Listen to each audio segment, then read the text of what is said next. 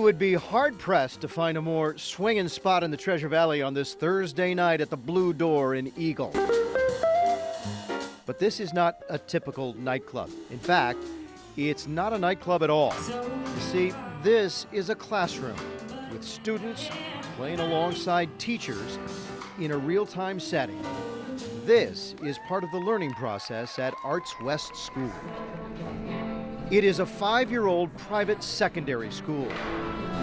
And with an enrollment of about 120 students, it is at 50% capacity on its 26,000 square foot campus. It specializes in music, arts, and dance, but also emphasizes the core subjects. What is your definition of politically correct? With strict requirements in math, English, science, history, and economics for graduation. But this is the reason these kids are here. Junior Micah Stevens, like many, is on a path to a music conservatory and a career as a guitarist someday. And unlike many at his age, he says he looks forward to that 6 a.m. alarm buzzer every Monday through Friday. No, I kind of look forward to it. Actually, on the weekends, I kind of miss, getting up and getting the routine going and stuff. You miss school on the weekends? On occasion, yeah. Sam Exline's passion is something that hit him at the ripe old age of 6 when he talked his mother into taking him to a music store to try out one of those trumpets. And she said blow, and I blew and made a sound. At 6? At 6 years old. It was about half my height, and I could barely hold it up. Sam transferred to Arts West as a sophomore out of Mountain View High School in Meridian, where he was playing first chair for the senior band. Last spring, Sam was selected to the elite All-National Honor Ensemble, which performed at the Kennedy Arts Center in Washington, D.C. Juilliard is among the 7 conservatories and music schools he plans to audition for this spring and summer. 'Cause here we are, standing in a world of illusion. Third-year Arts West singer-songwriter Farah Sumbereru has her sights firmly set on a recording career. And like Micah, she says she can't wait until that morning alarm sounds. Yeah, I gotta go to school. I gotta practice. All of these students have come from traditional school systems to this alternative method. It's a situation not all of the teachers and directors and leaders in the valley at some of the traditional schools are happy about. I think they were just afraid of, losing kids. Which not only hurts their bands and orchestras, but also their bottom line. The loss of one student in the Meridian School District amounts to about $4,200 per year in state funds.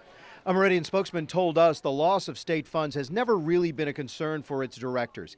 Moreover, it's the concern over losing their most talented students who are at the heart of their programs. In other states, I think, that are used to private school, I'm not sure that we would have run into the same sorts of issues that we've run into here. The issues Jeff Baker, the executive director of Arts West, is referring to centers around what he believes is a reaction by band, orchestra, and choral directors in the area who feel Arts West is a threat to their programs.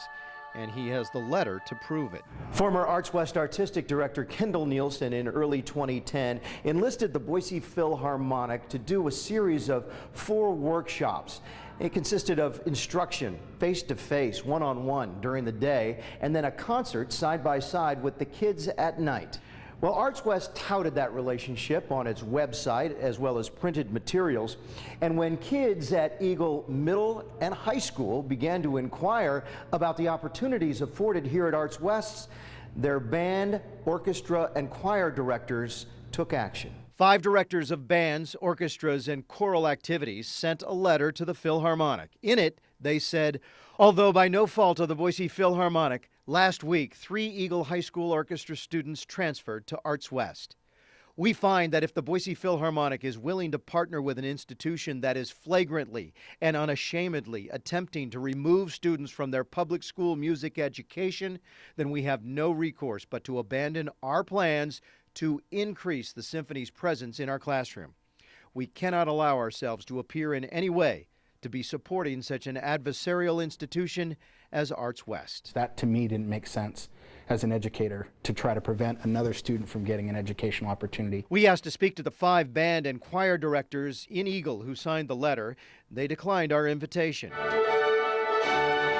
The Philharmonic met with Arts West Executive Director Jeff Baker, who elected during that meeting to end the agreement with the Philharmonic after only one performance. Ultimately, it's about kids and their arts education. And I, as the executive director, I didn't want to do something that was going to keep orchestra, band, or choir students at Eagle High School from participating in these other programs. The Boise Philharmonic sent us a statement in reaction to this situation by simply saying, the Boise Philharmonic supports local schools in our community. Our efforts are about music education as a whole in the Treasure Valley. When I asked Jeff Baker what he would like to say to the directors who sent the letter that appeared to make the Philharmonic rethink its agreement with Arts West, he said, at the core of this whole discussion is what's best for students.